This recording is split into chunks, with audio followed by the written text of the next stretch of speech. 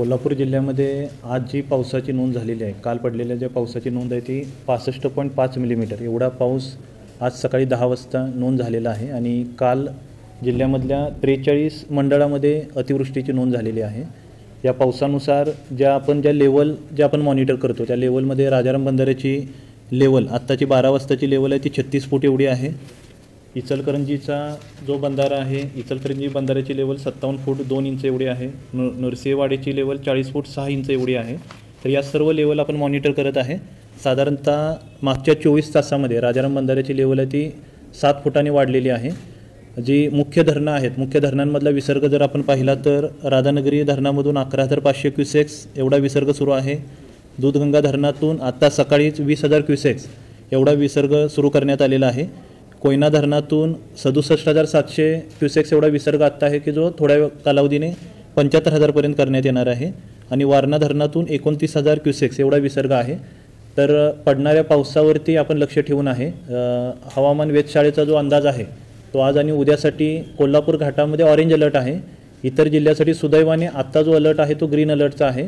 परंतु जो हवामान विभागाचा अलर्ट आहे तो प्रत्येक तासाला किंवा 4-4 तासाला आपण मॉनिटर करतो आहे. येणारा जो अपडेटेड अलर्ट असेल तो आपण खाली कळवणार आहे. हवामान विभागाचा अंदाज, पडणारा पाऊस आणि धरणामधला जो विसर्ग, सध्याचा विसर्ग आणि प्रस्तावित विसर्ग लक्षात घेऊन आपण सर्व नियोजन करणार आहे. राजाराम बंधाऱ्याची इशारा पातळी आपली 39 फूट आहे. सध्याच्या पावसानुसार पुढच्या साधारणतः 6 ते 8 तासामध्ये इशारा पातळीपर्यंत कदाचित राजाराम बंधाऱ्याची पातळी पोचू शकते. त्यानंतर पाऊस कमी राहिला तर लेवल वाढण्याचं प्रमाण कमी राहू शकतं. परंतु पाऊस ज्या पद्धतीने पडेल त्यावरती प्रशासन लक्ष ठेवून आहे. आणि इशारा पातळीवरती पोचल्यानंतर ज्या ठिकाणी आपल्याला शिफ्टिंग करावं लागतं त्यासाठी जे निवारा केंद्र असतील त्या ठिकाणी भागामध्ये लोकांना सूचना देणं असेल ते काम आता महापालिका प्रशासनाने आणि जिल्हा प्रशासनाने सुरू केलेलं आहे.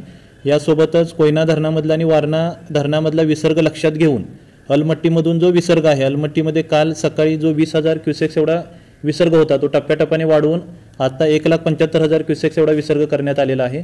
कोयना धरण आणि वारणा धरणातील विसर्ग जसा वाढेल तसा अलमट्टी धरणामधील विसर्ग वाढवण्याबाबत अलमट्टीच्या प्रशासनाशी आम्ही संपर्कात आहे. आणि कोयनेतून आणि वारणेतून येणारा विसर्ग लक्षात घेऊन कुरुंदवाड शहर असेल, शिरोळ तालुकामधील जी गावं असतील त्या ठिकाणच्या ज्या लेवल आपण नेहमी मॉनिटर करतो त्या लेवल आपण मॉनिटर करत आहे. आणि पाऊस परिस्थिती पाहून, हे येणारे विसर्ग पाहून ज्या ज्या ठिकाणी लोकांना शिफ्टिंगबाबत माहिती द्यावी लागेल ती ॲडव्हान्समध्ये माहिती दिली जाईल. परंतु सद्यस्थितीमध्ये जी परिस्थिती आहे ती नियंत्रणामध्ये आहे. पाऊस सध्या बऱ्यापैकी जिल्ह्यामध्ये थांबलेला दिसत आहे. परंतु जर पाऊस पुढे राहिला, धरणातील विसर्ग वाढला तर जे काही नियोजन करावं लागेल त्यासाठी प्रशासन सज्ज आहे. आणि त्याची ॲडव्हान्समध्ये माहिती आहे ती वेळोवेळी आपल्या माध्यमातून सर्वांना नागरिकांना दिली जाईल. सध्याच्या पावसामुळे सार्वजनिक बांधकाम विभागाकडील 16 रस्ते आणि जिल्हा परिषदेकडील 11 रस्ते बंद झालेले आहेत आणि त्यासाठी पर्यायी मार्गावरून वाहतूक सुरू आहे.